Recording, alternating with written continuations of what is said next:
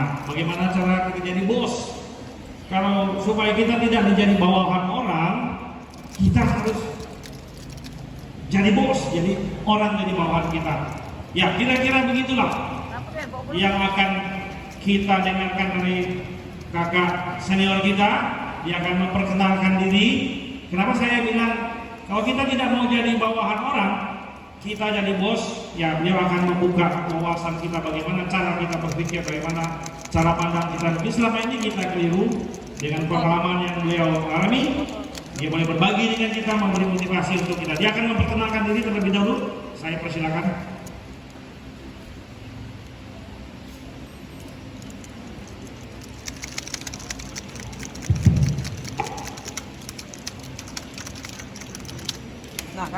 Baik, Shalom, salam sejahtera untuk kita semua. Yang saya hormati Kak Robi, yang saya hormati Ketua Panitia Sonley, ya. Nah ini kakak bawa istri kakak nih, ini yang paling cantik nih, dia jadi operator hari ini, ya. Istri kakak ini dia bekerja di Pemprov, ya, di Bapeda provinsi tepatnya. Ini adalah pekerjaannya berwirausaha. Tetapi mungkin pada hari ini kakak hanya membuka pikiran kita saja tentang mau usaha itu seperti apa, mau sukses usaha itu seperti apa, ya. Nanti kalau misalnya ada yang kita akan membutuhkan bimbingan untuk kegiatan usaha itu, nanti selanjutnya akan ada kakak bisa bantu untuk yang selanjutnya. Nah, saya kira sebelumnya kakak ada siapkan, karena dulu orang tua saya bukan orang yang mampu, jadi saya harus kerja, ya, supaya saya juga bisa bantu untuk bayar kuliah. Hari ini oleh panitia kakak diberikan tema zona nyaman penghalang sukses. Zona nyaman penghalang sukses.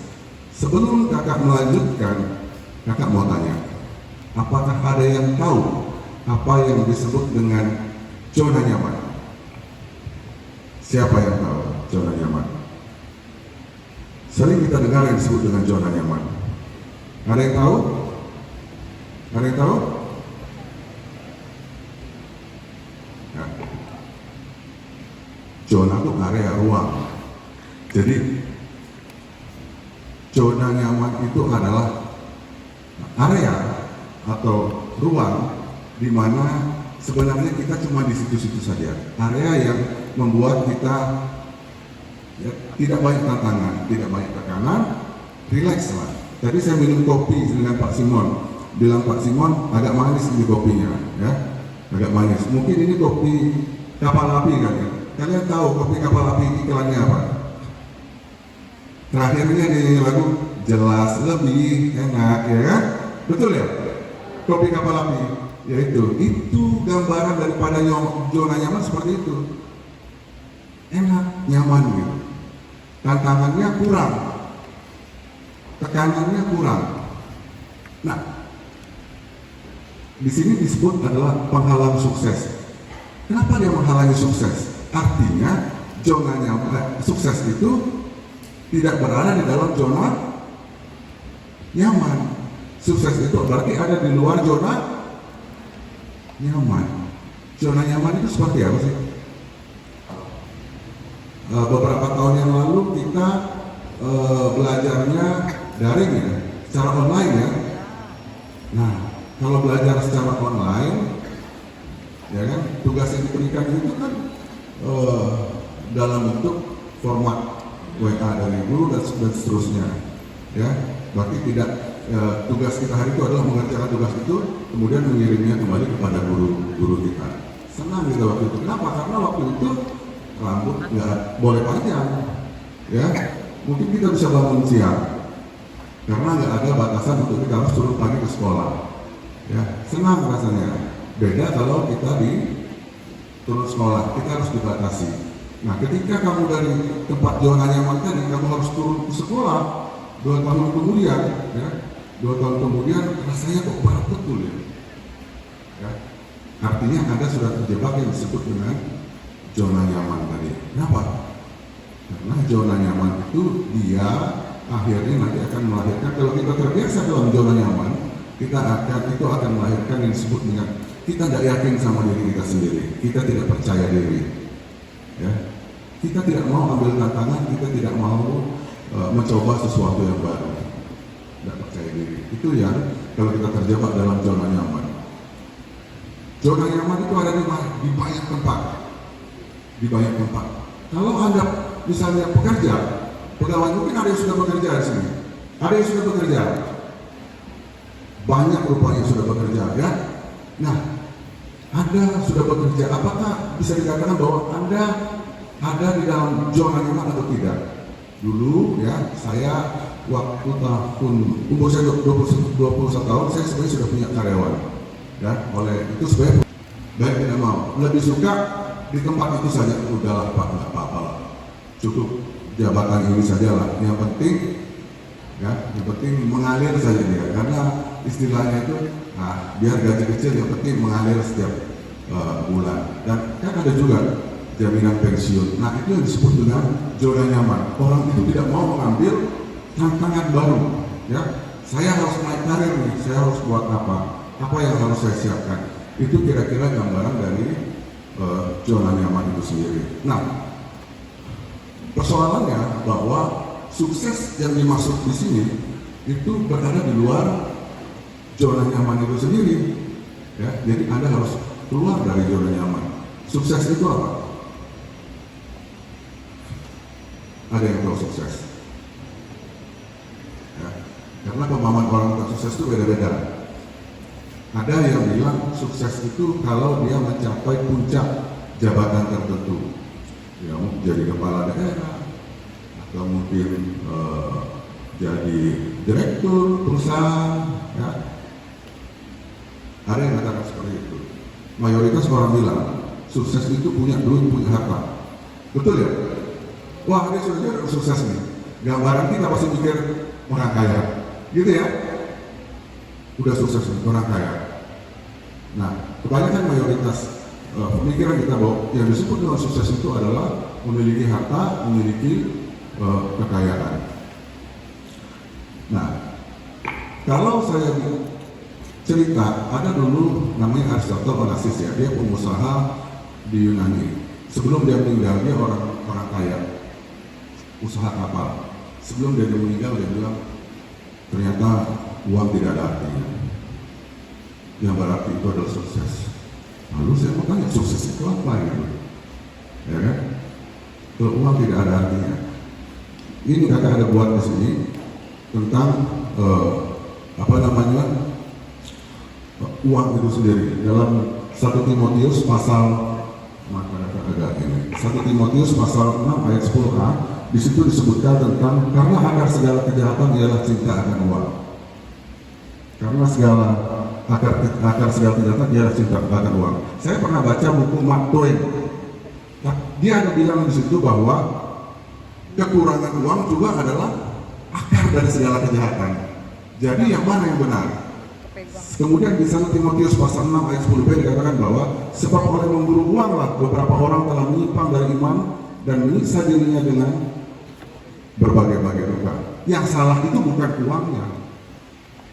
Sebenarnya yang salah itu bukan uangnya, begitu. Tapi kitanya yang menjadikan si uang tadi jadi tujuan hidup. Coba baca di Ulangan 8 pasal 18. Tetapi haruslah engkau ingat kepada Tuhan Allahmu, sebab Dialah yang memberikan kepadamu kekuatan untuk memperoleh kekayaan. Artinya kaya itu tidak salah. Yang salah itu adalah ketika kamu punya tujuan hidup adalah uang, maka bisa jadi kamu untuk mencapai uang itu, mencapai kekayaan itu, untuk mencapai harta itu, bisa jadi kamu menyimpang dari iman. Ya, itu kenapa banyak orang yang mencuri, korupsi, ya kan?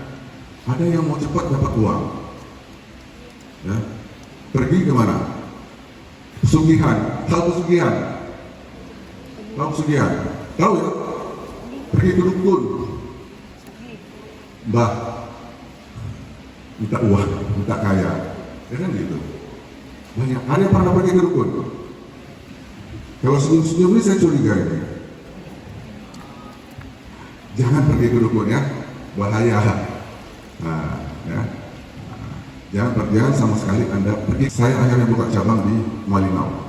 Sukses, kami bisa jual sampai ke Nunukan. Ya. Dan akhirnya saya pikir lagi, masa mainnya cuma di Kaltara? Ya, Kaltara saya udah kerja semua. Coba-coba ke provinsi sebelah mana? Kaltim. Saya buka di Berau 2 tahun yang lalu. Sukses juga. Dan hari ini omset kami, ya, kami bisa menjual barang 5.000 kali lipat dari omset pertama saya. Nah, itu. Ini yang mau saya ajarkan sama Anda semua.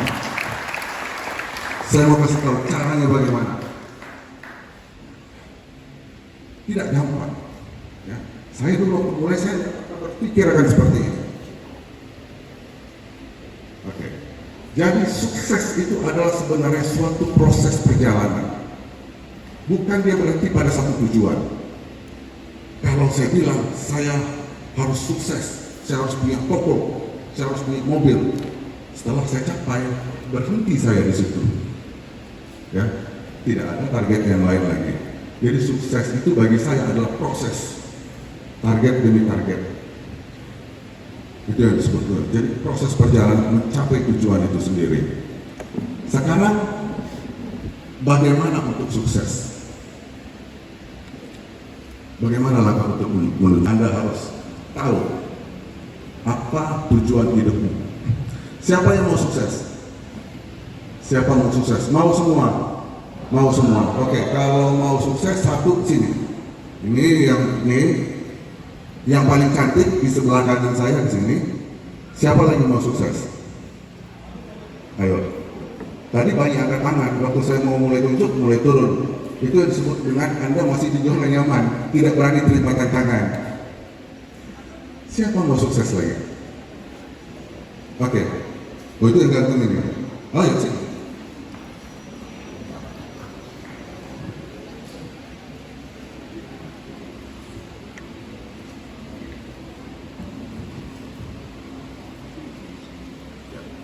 Sekarang kakak mau tanya, ya, siapa namanya?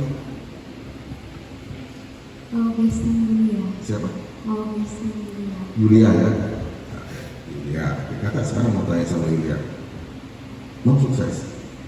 Kira-kira nanti suksesnya mau sukses apa? Mau jadi apa? Menjadi polwan. Polwan. Hebat. Ini nama saya Triadi Rangga Saputra. oke. Mau sukses ya. Nanti kalau tujuan hidupnya kepinginnya mau jadi apa? Jadi perwira muda. Perwira muda apa ya? Sekarang polisi. Polisi.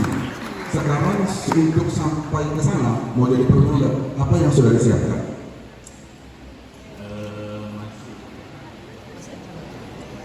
Sering olahraga, nguatin fisik. Bisa jadi. Kalau bisa begitu berarti belum dilaksanakan dong. Oke, tapi tujuannya sudah jelas. Baik, terima kasih ya. Itu yang saya maksud. Anda harus tahu dulu apa tujuan hidup Anda. Saya senang nih. Tadi saya pikirnya pasti nggak ada yang tahu ini. Dia ini mau ngapain? Ya kan? Ternyata kedua kawan kita ini tahu apa yang menjadi tujuan. Anda harus buat pasang dulu tujuan hidupmu. Kamu ini mau kemana?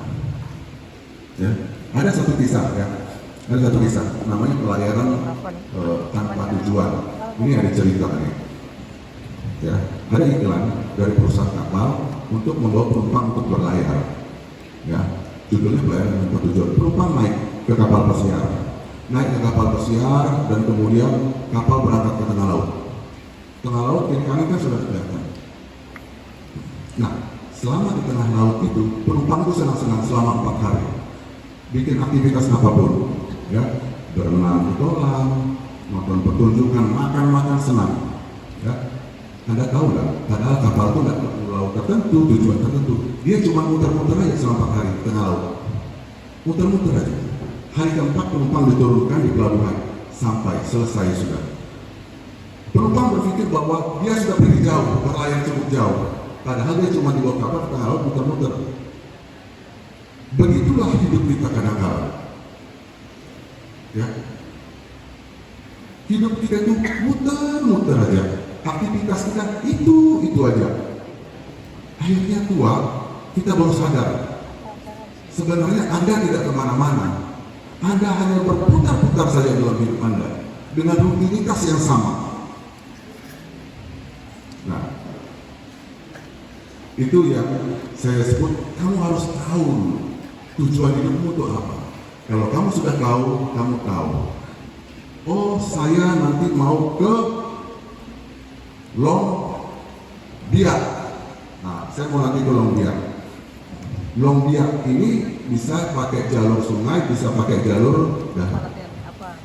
Kamu sudah tahu petanya seperti apa. Rutenya nanti bagaimana. Itu yang disebut kita harus tahu dulu apa tujuan hidup kita. Ya.